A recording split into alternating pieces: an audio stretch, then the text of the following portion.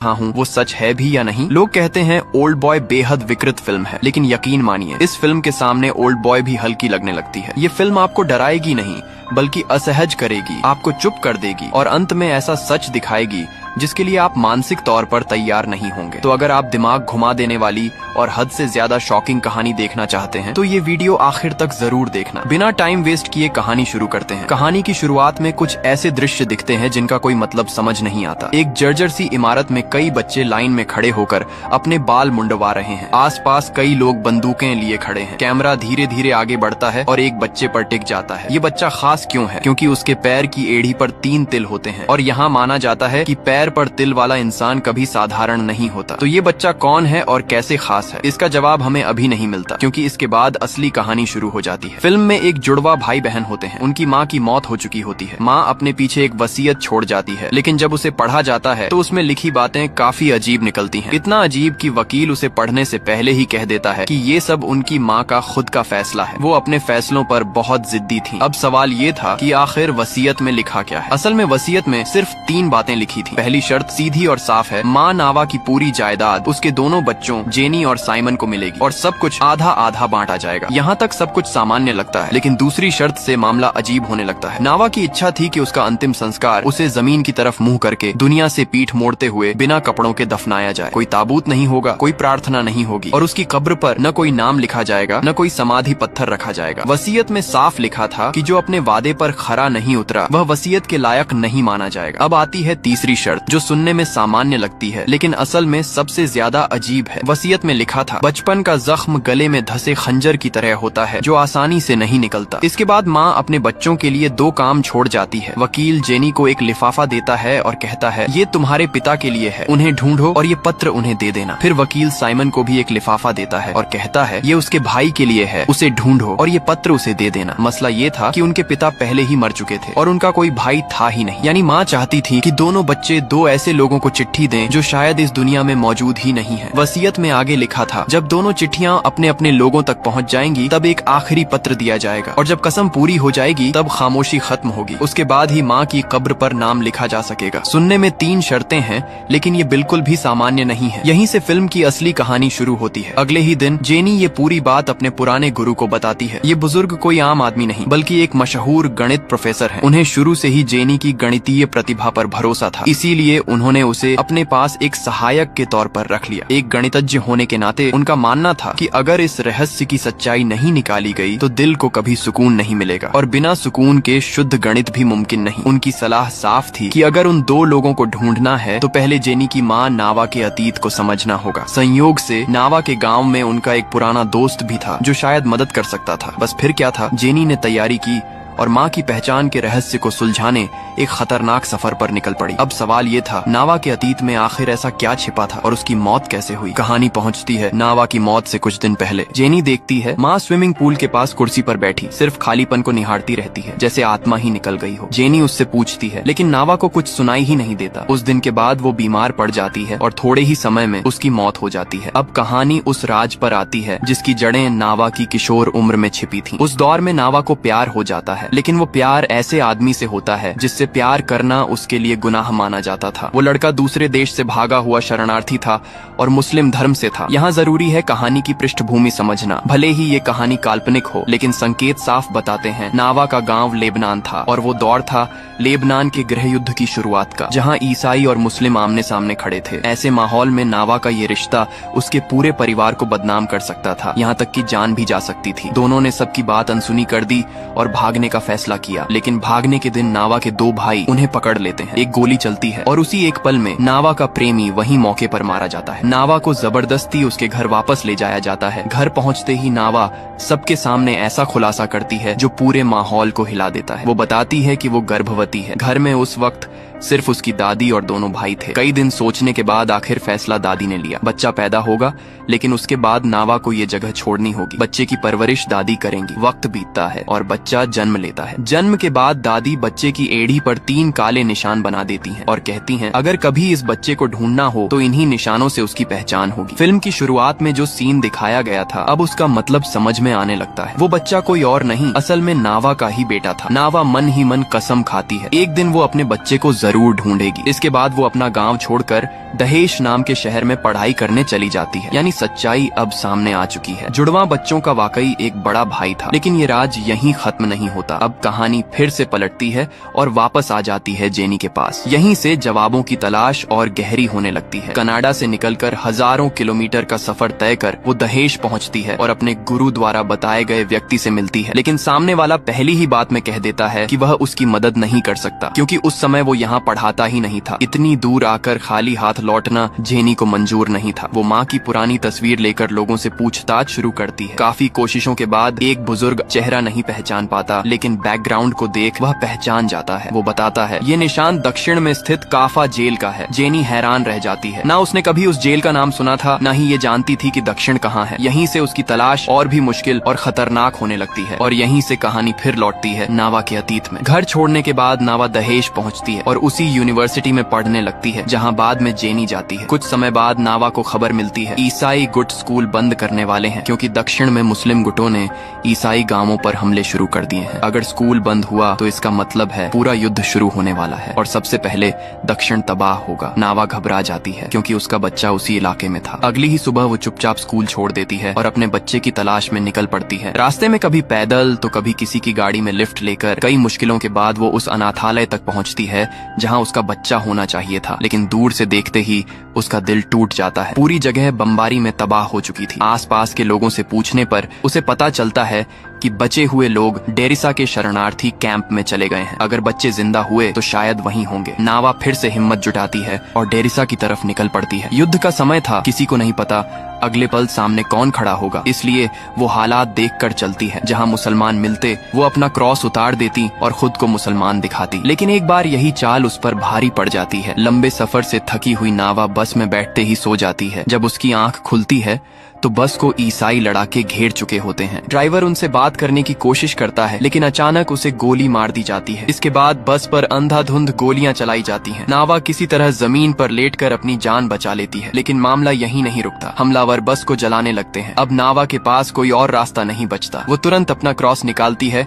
और चिल्लाकर कहती है कि वो ईसाई है। पास बैठी एक औरत अपनी छोटी बेटी को पकड़े बेबस नजर से उसे देख रही होती है। नावा उसे बचाने की कोशिश में कह देती है कि ये उसकी बेटी है, लेकिन बच्ची सब कुछ देख चुकी होती है। अपनी माँ की मौत देखकर वो रोने लगती है, चिल्लाने लगती है और यही उसकी आखिरी भूल बन जाती है। बच्ची भी मार दी जाती है। इस नरसंहार से नावा तो बच जाती है, लेकिन अंदर से पूरी तरह टूट जाती है। वो समझ जाती है जब ये लोग बच्चों तक को नहीं छोड़ते तो अगर उसका बच्चा पकड़ा गया तो उसके बचने की कोई उम्मीद नहीं होगी। अब कहानी दोबारा वापस आती है जेनी पर। कॉलेज में मिले सुरागों के सहारे जेनी आखिरकार अपनी माँ के दक्षिण वाले पुराने घर का पता लगा लेती है। हालांकि वहाँ अब सिर्फ खंडहर बचे हैं, कोई रहता नहीं। लेकिन जैसे ही जेनी वहाँ पहुँचती है उसे अजीब सी अपनापन महसूस होता है। वो तुरंत साइमन को फोन करती है और ये खबर उसे बताती है। इसके बाद जेनी अपनी माँ की तस्वीर लेकर आसपास लोगों से पूछताछ शुरू करती है। मुश्किल ये थी कि यहाँ के लोग सिर्फ अरबी बोलते थे और जेनी एक शब्द भी नहीं समझ पा रही थी। काफी जद्दोजहद के बाद उसे एक ऐसी औरत मिलती है जो फ्रेंच बोल सकती थी, लेकिन जैसे ही उन्हें पता चलता है कि जेनी किसके बारे में पूछ रही है, लोग भड़क उठते हैं, हंगामा मच जाता है और सब उसे वहाँ से भगा देते हैं। दरअसल उस जमाने में उसकी माँ की प्रेम कहानी यहाँ एक बदनाम और निषिद्ध रिश्ता मानी जाती थी। दशकों बाद भी लोग उसे माफ नहीं कर पाए थे। माँ के गाँव से खाली हाथ लौटने के बाद जेनी अपनी जाँच की दिशा बदलती है और काफा जेल की तरफ निकल पड़ती है। कहानी फिर लौटती है नावा के अतीत में। बस हमले से किसी तरह बच निकलने के बाद भी नावा हार नहीं मानती और भटकते भटकते डेरिसा पहुंचती है। लेकिन यहाँ भी उसके लिए सिर्फ निराशा इंतजार कर रही थी। पूरा इलाका तबाह हो चुका था। इंसान तो दूर, जिंदगी के नाम पर कुछ भी नहीं बचा था। लोगों से पूछने पर उसे पता चलता है कि ईसाई लड़ाकों ने यहाँ नरसंहार कर दिया था। इस हालात में नावा समझ जाती है कि अगर उसका बच्चा यहाँ आया भी होगा तो उसके जिंदा होने की उम्मीद ना के बराबर है। पूरी तरह टूट चुकी नावा एक खतरनाक फैसला लेती है। वो तय करती है कि अब वो इस युद्ध को अपने तरीके से खत्म करेगी। नावा एक मुस्लिम गुट के पास जाती है और खुद को उनका मुखबिर बनाने की पेशकश करती है। मकसद साफ था, ईसाई गुट के सरगना की हत्या। यहाँ नावा की सोच साफ हो चुकी थी। हालांकि वो ईसाई परिवार से थी, लेकिन उसने ईसाई लड़ाकों की बेरहमी देखी थी और उसे पूरा यकीन था कि उसका बच्चा भी इन्हीं के हाथों मारा गया है। अब उसका विश्वास नफरत में बदल चुका था। नावा पढ़ी लिखी थी, जो उस दौर में बहुत बड़ी बात थी। उसकी योजना थी एक ट्यूटर बनकर ईसाई नेता के बच्चों के करीब जाना और सही मौके पर वार करना। लंबे समय तक भरोसा जीतने के बाद एक सुबह नावा अपना प्लान पूरी तरह अंजाम दे देती है। ईसाई नेता मौके पर ही मारा जाता है, लेकिन नावा भी उसी वक्त पकड़ ली जाती है। उसे मारा नहीं जाता, बल्कि काफा जेल में डाल दिया जाता है, जहाँ उस पर सालों तक अमानवीय यातनाएं की जाती हैं। अब कहानी फिर से जेनी पर लौटती है। माँ के गांव से निकाले जाने के बाद वो काफा जेल पहुंचती है। जेल अब पूरी तरह बंद हो चुकी है और आसपास रहने वाला कोई भी व्यक्ति उसकी माँ के बारे में कुछ नहीं जानता। तभी जेनी को जेल के एक पुराने कर्मचारी का पता मिलता है। जेनी उसे खोज निकालती है और यही कहानी एक नया मोड़ लेती है। वो आदमी सिर्फ उसकी माँ को जानता ही नहीं था, बल्कि उसने उसे पूरे 13 साल तक इसी जेल के भीतर देखा था। पहले तो वो आदमी कुछ बताने से कतराता है, लेकिन जब उसे पता चलता है कि जेनी उसकी बेटी है तो वो सच बताने लगता है। बूढ़ा आदमी बताता है कि जेल में सब लोग उसे गाने वाली औरत के नाम से जानते थे। उस पर असली आरोप एक ईसाई नेता की हत्या का था। 13 साल तक जेल में उसे हर दिन शारीरिक और मानसिक रूप से तोड़ने की कोशिश की गई, लेकिन वह कभी नहीं टूटी। फिर कहानी में एक और नाम सामने आता है, अब्बू तारे। जेनी पूछती है कि यह कौन था। बूढ़ा पहले बात टालना चाहता है,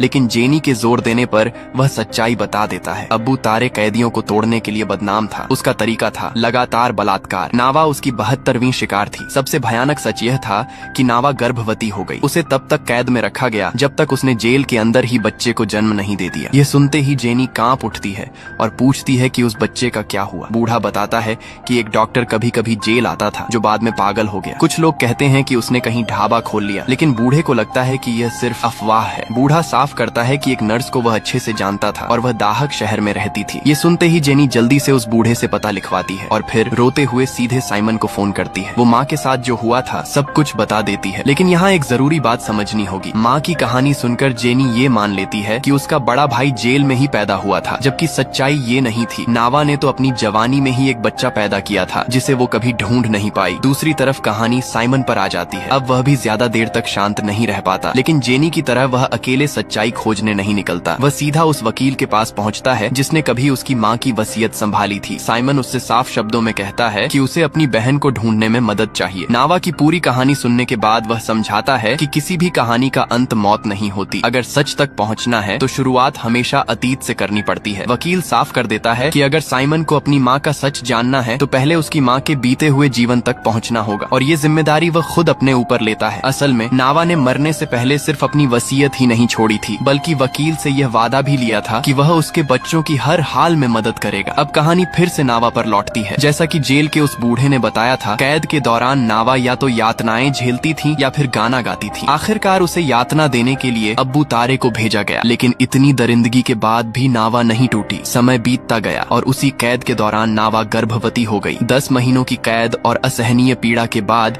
वह जेल की दीवारों के भीतर ही जुड़वा बच्चों को जन्म देती है। ऊपर से साफ आदेश आता है कि इन बच्चों को जिंदा नहीं छोड़ा जाना चाहिए और उन्हें नदी में फेंक दिया जाए, लेकिन ठीक आखिरी पल में वहां मौजूद एक आदमी का दिल पसीज जाता है। वह आदेश के खिलाफ जाकर दोनों बच्चों की जान बख्श देता है। अब कहानी वर्तमान में आती है। वकील साइमन और जेनी को लेकर उस नर्स के पास पहुंचता है जिसने जेल में नावा की डिलीवरी करवाई थी। नर्स उन्हें देखते ही भावुक हो जाती है। वो बताती है कि वो नावा को अच्छी तरह जानती थी और बच्चों के जन्म के वक्त वही वहां मौजूद थी। साइमन तुरंत पूछता है कि वे उसकी उस संतान के बारे में जानना चाहते हैं जो जेल में पैदा हुई थी। ये सुनते ही नर्स के चेहरे पर एक अजीब सा भाव छा जाता है। कुछ पल चुप रहने के बाद वो कहती है, जब गाने वाली औरत जेल से बाहर आई थी तो उसके जुड़वा बच्चे उसे लौटा दिए गए थे। ये सुनते ही दोनों के पैरों तले जमीन खिसक जाती है और यहीं पर फिल्म का सबसे बड़ा सच सामने आता है। अब सारी कड़ियां जुड़ जाती हैं। ये जुड़वा बच्चे कोई और नहीं बल्कि जेनी और साइमन ही थे। इसके बाद फिल्म में जुड़वा बच्चों के तैरने का सीन आता है। ये सीन सिर्फ एक दृश्य नहीं बल्कि एक गहरी प्रतीकात्मक बात कहता है। इसका असली मतलब फाइनल ट्विस्ट के बाद और साफ होता है। बस इतना समझ लो, उनका रिश्ता पानी और स्याही जैसा है। चाहे जितना भी तैर लो, एक दूसरे से अलग नहीं हो सकते। इतनी लंबी तलाश के बाद आखिरकार जुड़वा बच्चे अपनी माँ की पूरी कहानी समझ जाते हैं। अब उन्हें पता पता चल जाता है कि वसीयत कोई पागलपन नहीं थी। लेकिन कहानी यहाँ खत्म नहीं होती। सच सामने आ चुका है पर रहस्य अब भी अधूरा है। अब भी दो ऐसे सवाल हैं जो हवा में लटके हुए हैं। उनका पिता और वह बड़ा भाई, क्या वाकई वे जिंदा हैं या फिर उनकी तकदीर में भी नावा जैसी ही कोई और दर्दनाक कहानी लिखी जा चुकी है। कुछ दिनों बाद जिस आदमी को वकील ने जुड़वा बच्चों के परिवार का पता लगाने भेजा था, वो आखिरकार नतीजों के साथ लौट आता है। वो बताता है कि जुड़वा बच्चों के पिता अबू तारे की कोई भी मौत की आधिकारिक पुष्टि नहीं मिल पाई। इस इलाके में लापता लोगों की संख्या बहुत ज्यादा है,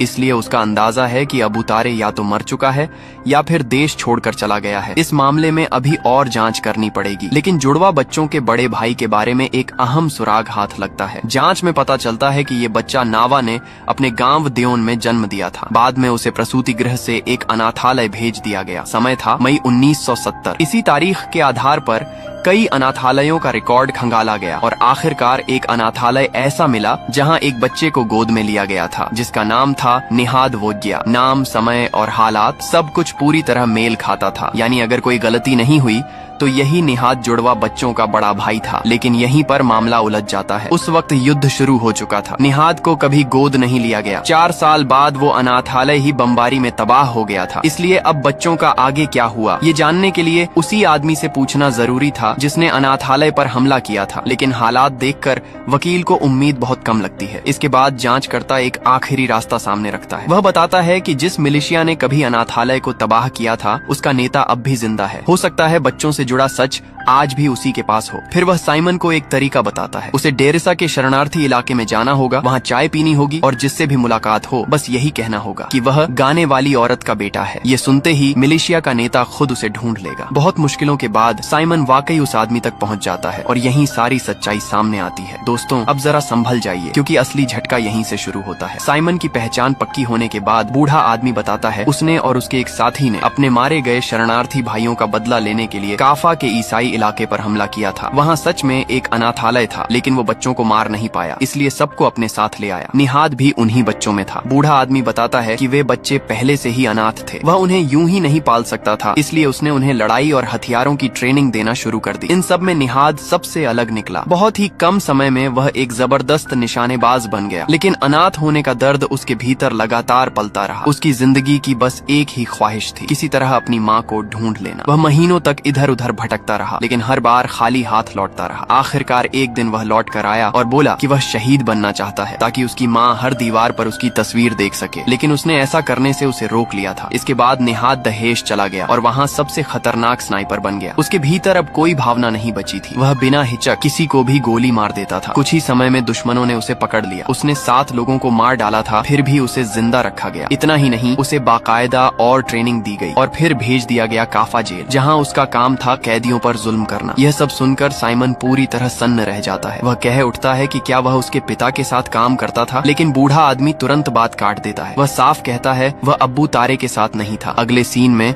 साइमन बिल्कुल सुन्न हालत में होटल लौटता है। जेनी उसे देखते ही पूछती है कि क्या उसे कुछ पता चला, लेकिन साइमन के पास कहने के लिए शब्द ही नहीं बचते। वो बस भारी और कांपती हुई आवाज में जेनी की तरफ देखता है। अब कहानी फिर से उस दिन पर लौटती है जब नावा अपनी बेटी जेनी के साथ स्विमिंग पूल गई थी। शुरुआत में सब कुछ बिल्कुल सामान्य था, लेकिन तैरते तैरते नावा की नजर अचानक किनारे खड़े एक आदमी पर पड़ती है। वो आदमी कुछ अलग सा लगता है क्योंकि उसके पैर की एड़ी पर 3 काले निशान होते हैं। याद है पहले की कहानी, नावा के बेटे के जन्म के बाद उसकी एड़ी पर भी 3 काले निशान लगाए गए थे। यही निशान उसके बेटे को पहचानने का एकमात्र सबूत थे। नावा एक पल के लिए खुद पर यकीन नहीं कर पाती। वो तुरंत पानी से बाहर आती है और उस आदमी को ध्यान से देखने की कोशिश करती है, लेकिन जैसे ही वो आदमी मुड़ता है, नावा वहीं जम जाती है। ये चेहरा वो कभी नहीं भूल सकती। ये वही आदमी था, अब्बू तारे, जिसने जेल में उस पर जुल्म किए थे। इस पल नावा के दिल पर क्या गुजरी होगी, उसे शब्दों में बयां करना नामुमकिन है। लेकिन अब्बू तारे उसे पहचान नहीं पाता। वो चुपचाप वहाँ से चली जाती है। इसके बाद आप जानते ही हैं, जेनी देखती है कि उसकी माँ जैसे अंदर से टूट चुकी है। कुछ ही दिनों में नावा बीमार पड़ जाती है और फिर दुनिया से चली जाती है। इसके बाद डायरेक्टर एक और बेहद अहम सीन सामने लाता आता है। ये वही बातचीत है जो पहले अधूरी छोड़ दी गई थी, जब साइमन मिलिशिया लीडर से आमने सामने बात कर रहा होता है। अब इस बातचीत में